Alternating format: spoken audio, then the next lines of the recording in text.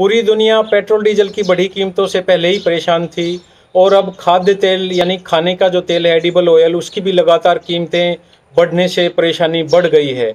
आज इसी मुद्दे पर बात करते हैं, आखिर एडिबल ऑयल्स की इतनी कीमतें क्यों बढ़ रही हैं। भारत दुनिया में खाद्य तेल यानी कि खाने के तेल का सबसे बड़ा इंपोर्टर है। सबसे ज़्यादा आयात करने वाला कोई देश है तो वो भारत है। इसी बात को यदि हम आंकड़ों से समझें तो हम अपने खाने की तेल की जो ज़रूरत है उसकी कुल खपत का लगभग 56% हिस्सा विदेशों से इंपोर्ट करते हैं।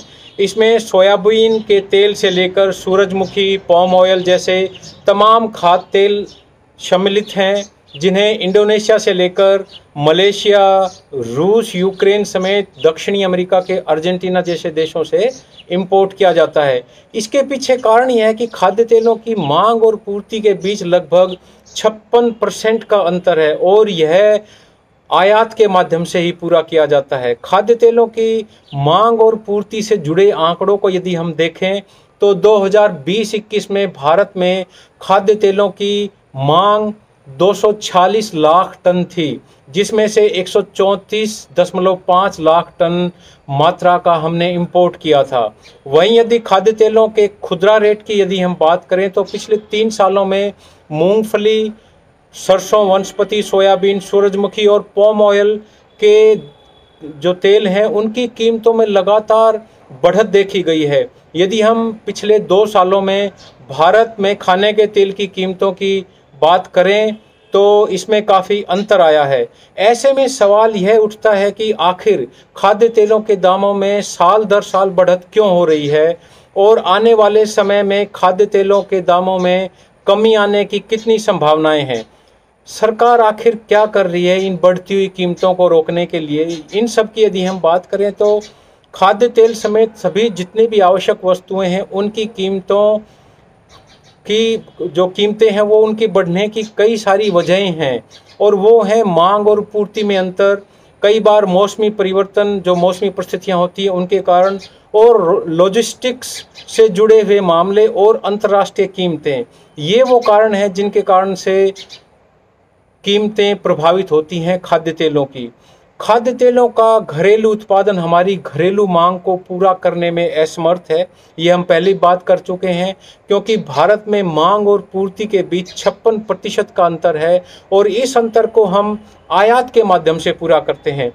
खाद्य तेलों की अंतर्राष्ट्रीय कीमतों में वृद्धि से देश में खाद्य तेलों की घरेलू कीमतों पर भी प्रभाव पड़ना लाजमी है। लेकिन सवाल यह उठता है कि आखिर ऐसे कौन से कारण हैं जिनकी वजह से पिछले कुछ महीनों में लगातार खाद्य तेलों की कीमतें बढ़ रही हैं। उनमें सबसे पहला जो कारण है वो आता है बायोडीजल में खाद्य तेलों का इस्तेमाल। पिछले 1 दशक से दुनिया के जो कई देश हैं उनमें यह देखा गया है कि बायोडीजल के प्रयोग को प्राथमिकता दी जा रही है। ये खाद्य तेलों की कीमतें बढ़ने का सबसे बड़ा कारण है, क्योंकि बायोडीजल की वजह से ही खाद्य तेलों की जो आपूर्ति है, उसकी सप्लाई है, उसमें कमी आई है। खाद्य तेलों के दामों में बढ़त के लिए ऊर्जा क्षेत्र में आया बदलाव भी शामिल है।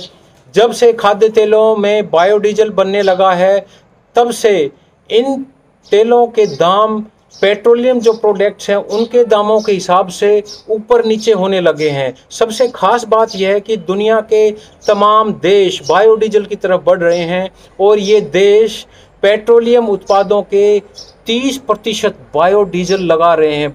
जो पेट्रोलियम प्रोडक्ट्स हैं उनमें भी 30% तक बायोडीजल का इस्तेमाल कर रहे हैं। तो ऐसे में खाद्य तेलों की मांग बढ़ रही है जबकि उत्पादन इस रफ्तार से नहीं बढ़ रहा है। जो दूसरा कारण है वो यह भी है कि दुनिया भर में उत्पादन जो बढ़ना चाहिए लेकिन वो घटा है, पहले से बढ़ा नहीं है। उसके पीछे भी कई कारण है। यदि हम देखें तो खाद्य तेल जिन फसलों के जरिए हासिल होता है उनके उत्पादन में गिरावट दक्षिण अमेरिका से लेकर इंडोनेशिया जैसे देशों में देखने को मिली है। हालिया दौर में यदि हम देखें तो दक्षिण अमेरिकी देश सोयाबीन की पैदावार में गिरावट दर्ज की गई है जो दक्षिणी अमेरिकी देश हैं उनमें, और मौजूदा दौर में कीमतें बढ़ने में इनकी जो कीमतें बढ़ रही हैं उनमें ये अहम भूमिका है। इसके पीछे क्योंकि दक्षिण अमेरिकी देशों में सोयाबीन की जो फसल है वो कम हुई है। पिछले साल परेशानियों भरी रही, पिछला साल भी, और परेशानियां ये रही कि सबसे पहले तो अर्जेंटीना में फसल खराब हुई, कनोला की फसल खराब हो गई, फिर ब्राज़ील में फसल में सूखा लग गया। इसके साथ ही लॉकडाउन की वजह से भी उत्पादन पर असर पड़ा। लॉकडाउन के कारण मलेशिया में मजदूर प्लांट्स पर नहीं पहुंच पाए। इंडोनेशिया में भी यही देखा गया। जब यूक्रेन से सप्लाई आनी बंद हो गई है अब, तो रूस से थोड़ा बहुत आ रहा है। ऐसे में हर बार जब हम इस कोशिश में होते हैं कि भाव सामान्य हो जाएं, एक स्थिर कीमत हो जाए जो खाने के तेल है उसकी, तब तक कुछ ना कुछ ऐसा हो जाता है कि कीमतों में उछाल देखने को मिलता है।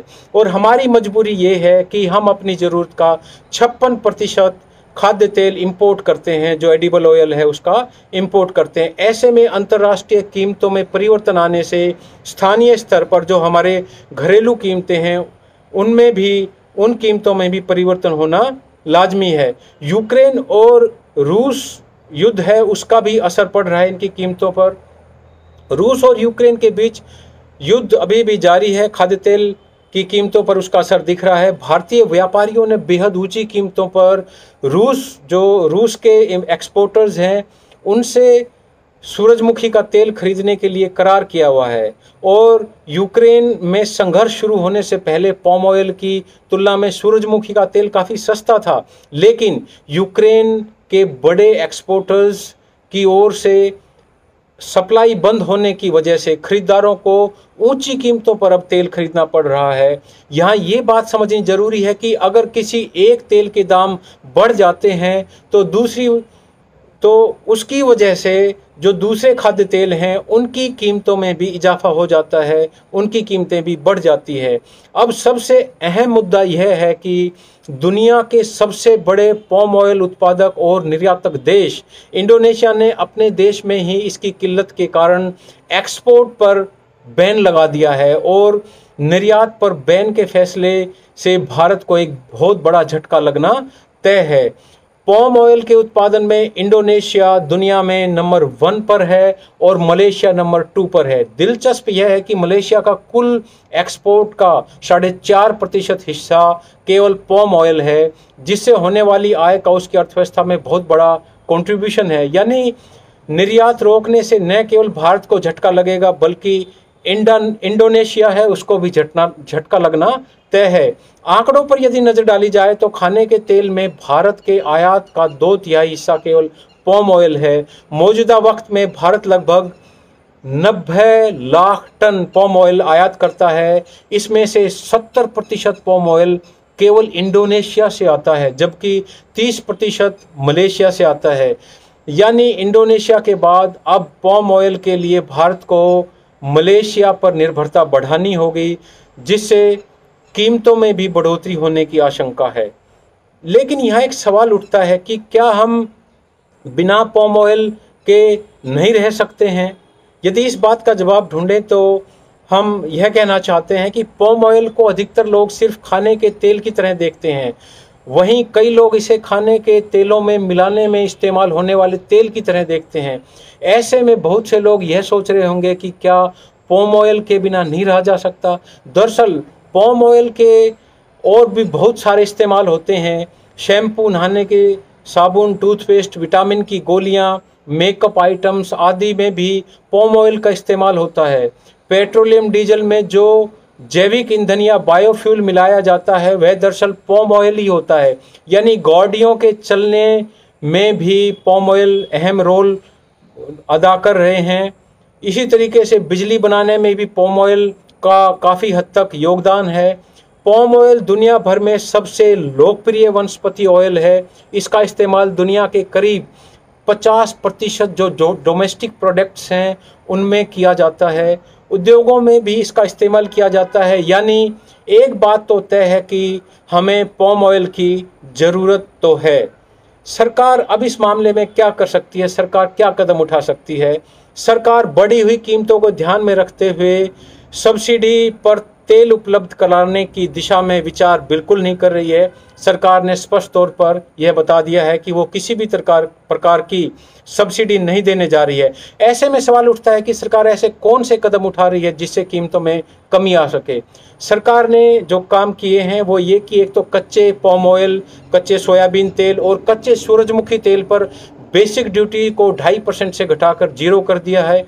इसी तरीके से रिफाइंड सोयाबीन ऑयल है, रिफाइंड सूरजमुखी तेल है, उस पर भी बेसिक ड्यूटी को 32.5% से घटाकर 17.5% कर दिया है और रिफाइंड पाम ऑयल पर बेसिक ड्यूटी को कम करके 17.5% से कम करके 12.5% कर दिया है। और इसके साथ ही जो सरसों के तेल का वायदा कारोबार है उसको भी समाप्त कर दिया है। लेकिन इन कदमों से तेल के दामों में, खाने के तेल के दामों में कितनी जल्दी गिरावट आएगी ये आने वाले दिनों में सामने आएगा, जो काफ़ी मुश्किल नज़र आ रहा है। क्योंकि पिछले कुछ दिनों में खाद्य तेलों के साथ साथ तमाम अन्य जो प्रोडक्ट्स हैं, अन्य चीज़ें हैं, उनकी कीमतों में भी महंगाई दिखने लगी है और इस वजह से जनता में काफ़ी असहजता स्पष्ट रूप से देखी जा सकती है। इंडोनेशिया द्वारा बैन की घोषणा के बाद ग्लोबल मार्केट में कीमतों का बढ़ना तय है और इस कदम से न केवल बड़े खरीदार भारत में बल्कि विश्व स्तर पर उपभोक्ताओं को काफ़ी नुकसान होगा और आने वाले समय में खाद्य तेलों की कीमतों में जो कीमत हैं उनके कम होने की अभी तो संभावनाएं काफ़ी कम नज़र आ रही हैं।